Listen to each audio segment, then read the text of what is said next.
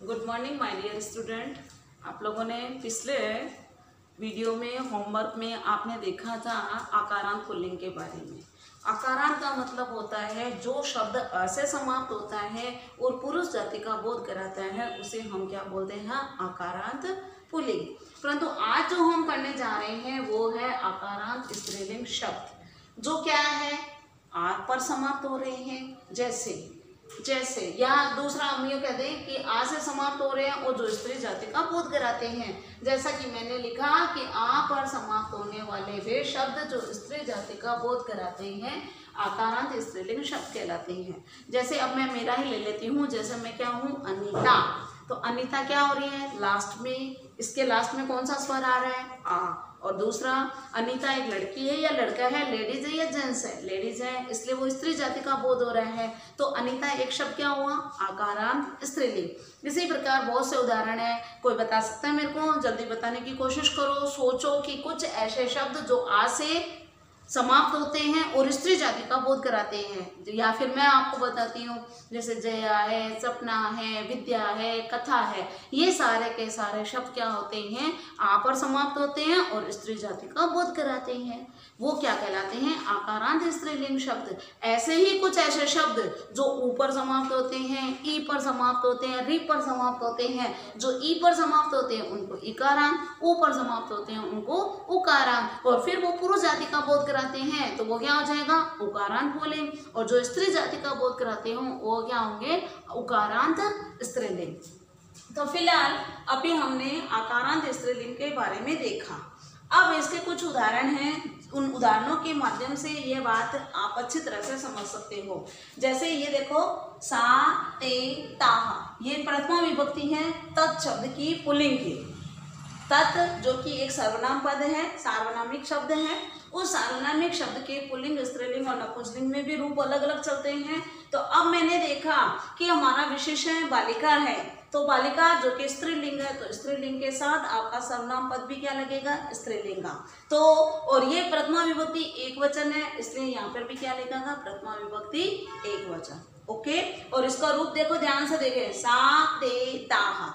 इसी प्रकार अगर हम यह के लिए इस शब्द का प्रयोग करते हैं तो यह के लिए आता है एतत्। एतत् शब्द का भी स्त्रीलिंग में प्रथमा विभक्ति एक वचन कैसे चलता है? एषा, एते, एताः। फिर बालिका शब्द का रूप कैसे चलता है? बालिका, बालिके, बालिकाः। बालिका, बालिके, बालिकाः। तो ध्यान दें, आपने एक चीज तो ये देखी, विशेषण और विशेषण में सैम विभक्ति लग रही है, सैम लिंग का प्रयोग होगा। तो शा का मतलब क्या होता है? वह। ऐशा का मतलब क्या होता है? यह। तो आप क्या लिखेंगे? वह बालिका है, या फिर आप ऐशा लगाते हो तो क्या लिखेंगे? यह बालिका है। इसी प्रकार ते। अब ते पहले आप पहचानो कि ते कौन सा वचन है? द्विवचन है। द्विवचन है तो द्विवचन का मतलब क्या होता है? वे दोनों। एते है तो क्या हो जाएगा? ये दोनों। और फिर अगर हमने ये भी नहीं लगाया, केवल बालिके शब्द लगाया तो भी बालिका का मतलब क्या होता है? दो बालिका। क्यों? क्योंकि बालिका प्रथमा विभक्ति द्विवचन है। तो वे दोनों बालिका है, और एते लगाया है तो क्या लग जाएगा? ये दोनों बालिका है। ओके। इसी प्रकार बहुवचन पे आते हैं, ता बालिका।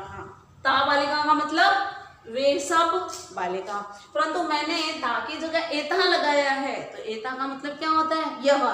तो ये सब बालिका है। और भी मैंने जैसे उदाहरण लिखे हैं, जैसे अजा, अजय, अजाहा। अब आपको आकारांत स्त्रीलिंग शब्दों को का प्रथमा विभक्ति आपको तैयार करने का सीधा सा सरल सा तरीका है अजा, अजय, अजाहा। जैसे सपना, सपने, सपनाहा। विद्या, विद्ये, विद्याहा।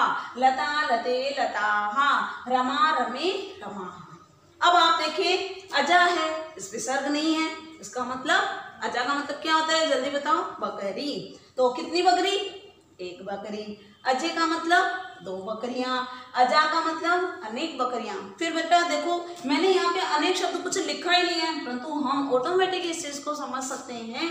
अजाहा यानी ये बहुवचन है, तो बहुवचन का मतलब तीन या तीन से अधिक बकरियों का बोध करा रहे हैं, इसलिए हमने क्या लिखा? अनेक बकरियां। नेक्स्ट, अध्यापिका, अध्यापिके, अध्यापिका। तो पहले मेरे को ये वचन पहचानना पड़ेगा। अध्यापिका लिखा है यानी ये प्रथमा विभक्ति एक वचन है, इसलिए क्या हो जाएगा, एक अध्यापिका। अध्यापिके का मतलब दो अध्यापिकाएं, अध्यापिका का मतलब अनेक अध्यापिकाएं। तो यहाँ पर भी मैंने सबसे पहले उनके ये वचन पहचाने यानी विसर्ग लगा हुआ है, तो मैं अपने आप समझ गई कि ये हमारा क्या है, प्रथमा विभक्ति बहुवचन है। प्रथमा विभक्ति बहुवचन है तो क्या हो जाएगा, अनेक अध्यापिकाएं। ओके, तो माय डियर स्टूडेंट, आप लोगों का लेसन नंबर जो 3 है, जो आकारांत स्त्रीलिंग शब्द हैं, तो उनमें आपको इसी तरह के कई वाक्य दिए गए हैं। उन वाक्यों का आपको इसी तरह से इसी को समझते हुए उनका हिंदी अनुवाद करना है। और कोई भी एनी डाउट हो तो वो मुझे आप इस नंबर पे कॉल करके या व्हाट्सएप के द्वारा अपने डाउट को क्लियर कर सकते हैं। Okay, bye.